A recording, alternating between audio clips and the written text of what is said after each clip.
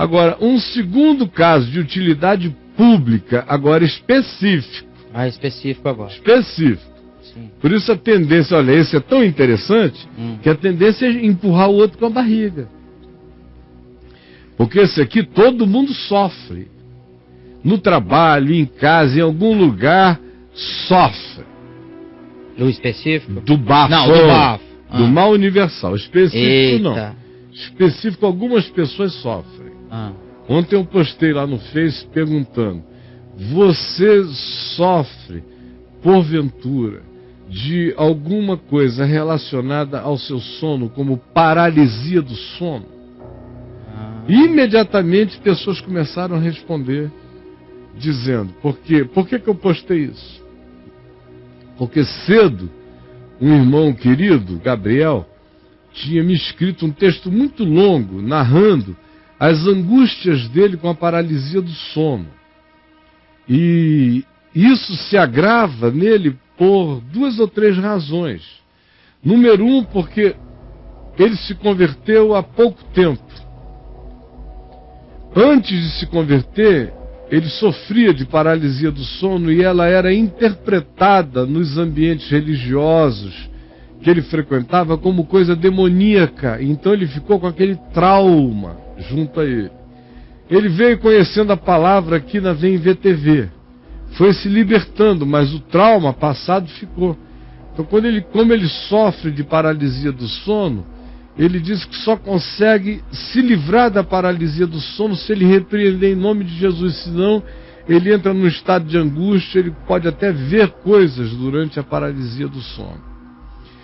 Segunda razão pela qual, ou terceira, pela qual ele fica agravado com a paralisia do sono dele, é porque a esposa dele, até um ano atrás, invocava espíritos estranhos, ia para cultos estranhos, fazia invocações perversas. Se converteu assistindo aqui o Papo de Graça e a VMVTV há um ano atrás. Mas é tudo muito recente na vidinha deles. Não sei nem se já tem um ano, talvez menos tempo da conversão dela. Tudo muito recente. Então as memórias das invocações, do que acontecia dentro de casa, das coisas que por outras razões lá se manifestavam, eram significativas, de modo que ele tinha essa angústia. Será que a minha paralisia do sono é reflexo do fato de que eu tenho ainda coisas espirituais acontecendo sobre mim e em relação a mim? Será que ainda é fruto de que tem coisas espirituais não resolvidas na minha casa? Então, Gabriel, vamos assistir ao vídeo e depois eu falo com você e com todos os que se interessarem. Para mim, essa é uma questão de serviço público. Veja lá. A maior parte da população mundial passa pelo menos uma vez na vida por essa experiência traumatizante, mas pouca gente conhece o seu nome e menos gente ainda sabe explicar como ou por que ela ocorre. Estamos falando da paralisia do sono, um fenômeno assustador que atinge muitas pessoas do mundo inteiro. O que é isso? Quando nós dormimos, um dos últimos estágios do ciclo do sono é o REM, sigla em inglês para movimento rápido dos olhos. É nesse estágio que a maioria dos nossos sonhos acontece. O corpo desativa todos os nossos músculos voluntários para que a gente, por exemplo, não comece a correr na vida real quando sonhamos que estamos em uma maratona. Só que, em alguns casos, as características do sono REM se mesclam com as da vigília. Ou seja, a pessoa abre os olhos, recupera a consciência, mas todos seus músculos ainda estão paralisados e o cérebro continua fabricando sonhos. O que isso significa na prática? Significa que a pessoa, sem poder se mover, enxerga uma mistura de realidade e fantasia. Na prática, a pessoa começa a ter delírios e alucinações. A sensação mais predominante é de que tem uma presença maligna dentro do quarto, observando você enquanto outra criatura pressiona o seu peito, dificultando sua respiração. Algumas alucinações comuns envolvem cadáveres ou demônios andando ao redor da cama ou levantando seu corpo. A sensação é de puro terror e pode durar alguns segundos ou até 15 minutos. Mas se nós só estamos visualizando os nossos sonhos, Por que a sensação é tão assustadora? Isso acontece porque, quando nós temos a consciência de não podermos nos mover, o nosso corpo assume um estado de hipervigilância, onde toda ameaça é superestimada. O medo faz com que a gente respire mais rápido, e como não temos o controle voluntário sobre o nosso diafragma, não conseguimos capturar todo o ar que gostaríamos. Daí vem a sensação de sufocamento, o que, por sua vez, traz mais terror ainda. E qual é a maior especialidade do cérebro durante os sonhos? Transformar sentimentos em seres e objetos. São essas personificações dos nossos medos que se materializam ao nosso redor. O fenômeno da paralisia do sono acontece no mundo inteiro, e cada cultura tem um nome e uma interpretação diferente para ele. Na Ásia, assim como no Oriente Médio, é comum a imagem de um fantasma sentado sobre o peito da pessoa. Na África, geralmente é uma bruxa. Na Europa, são espíritos e demônios variados. Mas em todos os lugares, a paralisia do sono sempre está associada ao peso que é exercido sobre a nossa respiração. Aliás, daí que vem a palavra pesadelo. A comunidade científica também acredita que é desse fenômeno que vem muitos dos relatos de viagem astral, possessão demoníaca e abdução alienígena. Ninguém sabe exatamente o que causa a paralisia do sono, mas felizmente as pessoas vão passar uma ou duas vezes por essa experiência na vida. Se você já passou por isso, pode ficar tranquilo. Não foi nenhum evento sobrenatural ou contato imediato de primeiro grau. Foi só um sonho ruim. O quadro mais famoso ilustrando paralisia do sono é O Pesadelo, de Henry Fuseli. Mas esse fenômeno também já foi relatado na literatura, como em Moby Dick, por exemplo. A paralisia do sono é um sintoma comum na narcolepsia, uma síndrome onde as pessoas caem no sono subitamente, mesmo enquanto estão conversando ou dirigindo um carro. Vamos lá, é isso aí.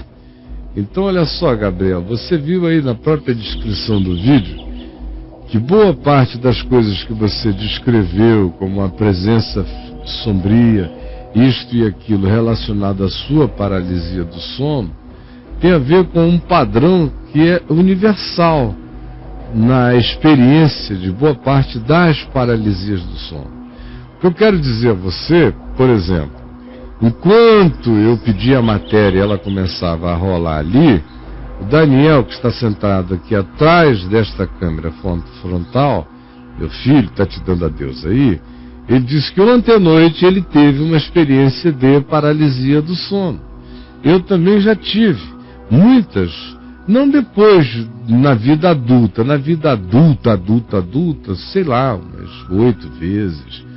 Mas eu me lembro que na adolescência e na primeira juventude, eu tive muitas experiências de paralisia do sono. Agora, o que a gente precisa saber sobre isso é que se você mantiver a calma, e se você na hora que tiver, porque você... Observe o seguinte, quando você tem a experiência de paralisia do sono, qual é a sensação que você tem e por que você se angustia? Você se angustia porque você sabe que você está dormindo, que você está num estado de catalepsia, que você dormiu, acordou e não está conseguindo sair do estado. É ou não é? Ou seja, é porque você tem consciência de que acordou e não está conseguindo sair do estado. Então você tem consciência. O que daí decorre é pânico, pela impotência, por ter tido a consciência de que acordou. Se não acordou inteiramente, acordou o suficiente para que você se enxergue minimamente num estado acordado, porém impotente quanto a levantar-se, quanto a erguer-se, quanto a determinar o seu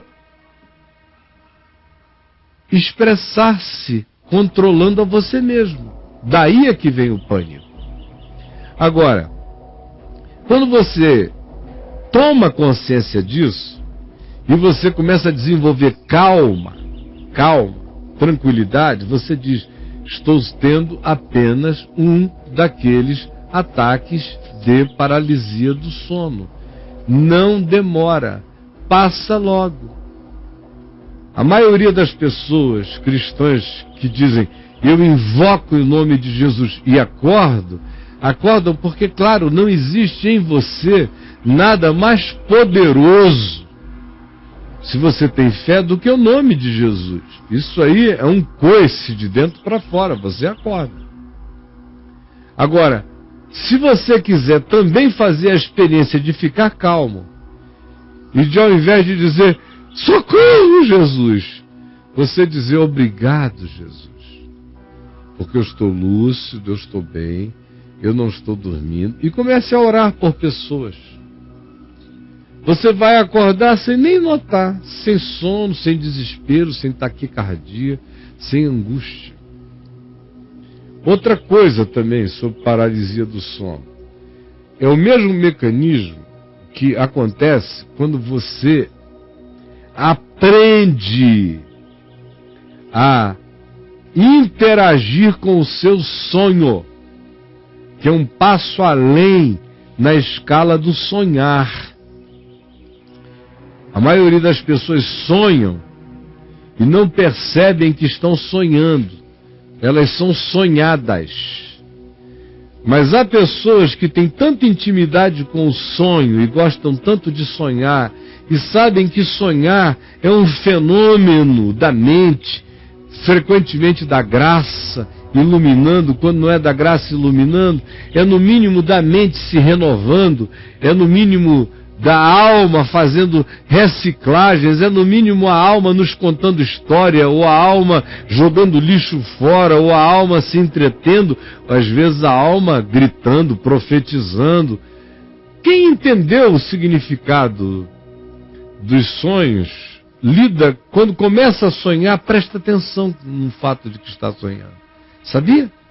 Você tem o poder de se voltar sobre o seu sonho e ser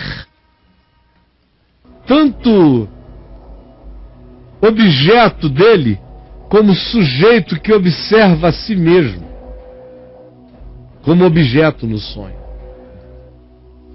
Isso aqui é fantástico. Quando você vai andando, quando você até dialoga, quando você até se pergunta, quando você até diz, por que será que no sonho eu fiz essa escolha? O que isso está querendo me dizer? Gente, a gente é capaz de desenvolver muito mais a nossa interioridade do que a gente sabe. E sobre a paralisia do sono, não tenha medo. Se você de fato panicar e disser, em nome de Jesus, eu quero sair disso, você vai sair. Agora, se você quiser também saber que lucidamente é só um estado e que é rápido, a sensação de que demora decorre muito mais do pânico da gente do que do tempo decorrido. Então, se você quiser desenvolver isso e ao invés de entrar em pânico, louvar, adorar, cantar ou interagir, você vai ver que você sai sem angústia, sem adrenalina, sem subteza, sem angústia, sem medo. Entendeu? E aí, Braulio? Você está dormindo aí? Rapaz, o Braulio entrou num estado de... Ele está mesmo. Mas eu tenho domínio. Você tem domínio. Eu estou sonhando com papo de graça. É?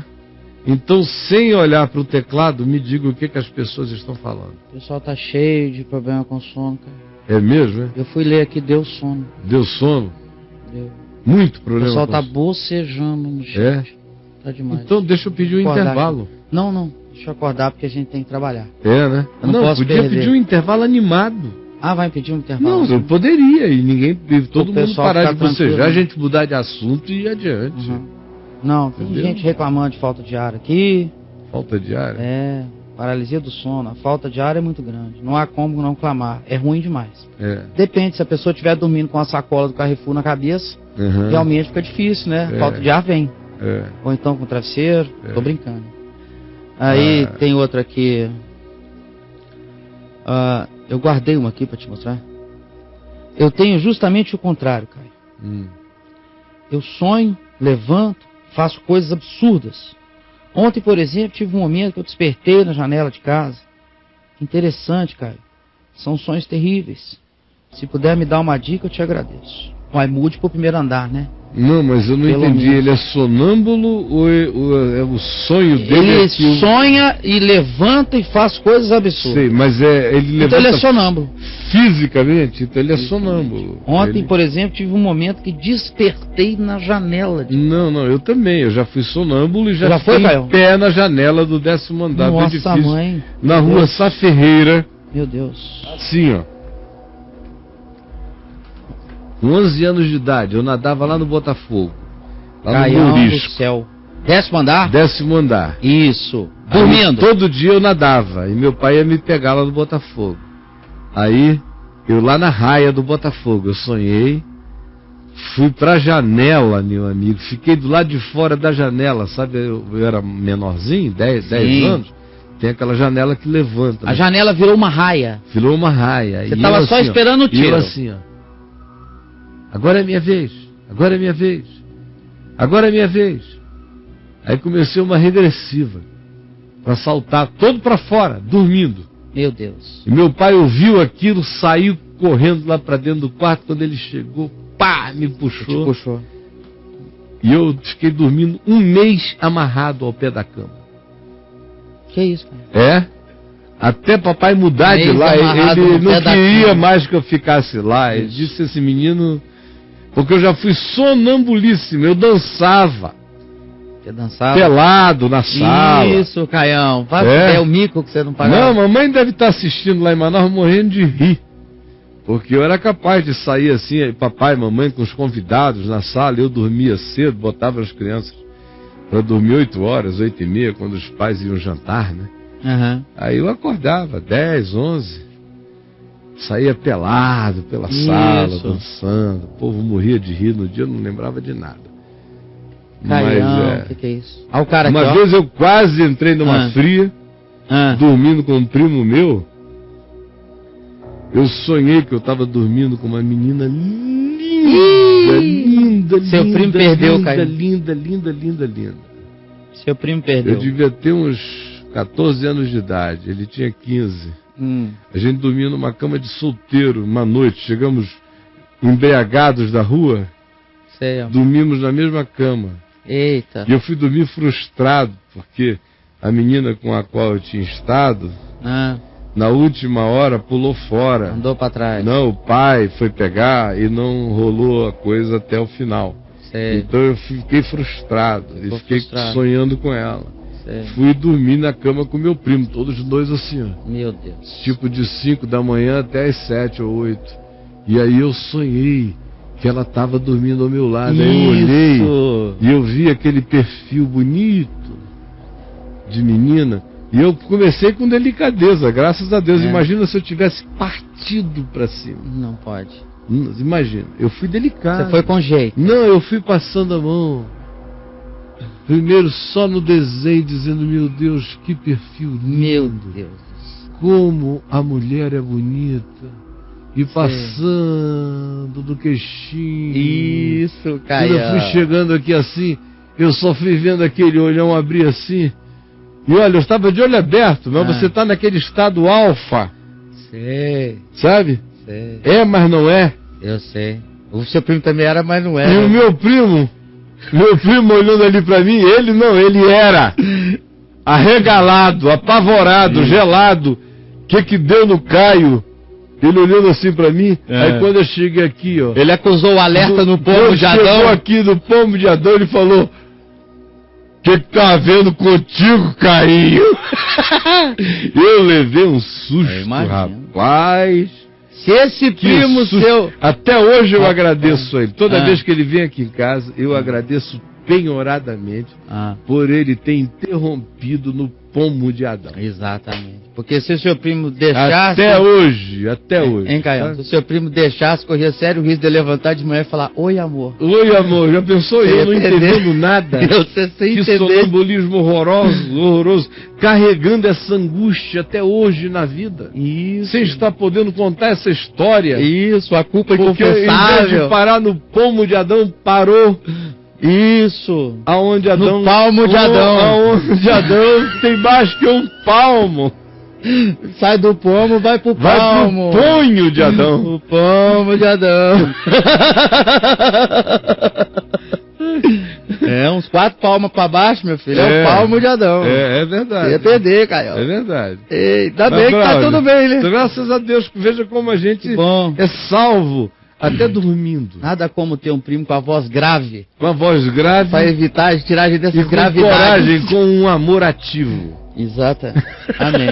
O pessoal tá amando isso aqui. O povo gosta do palmo de Adão. Do palmo de Adão.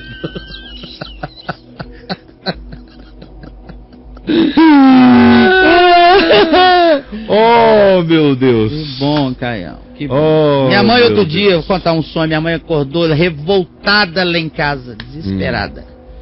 Desesperada. Falei, o que foi, mãe? Você não tô nervosa demais. Falei, o que foi?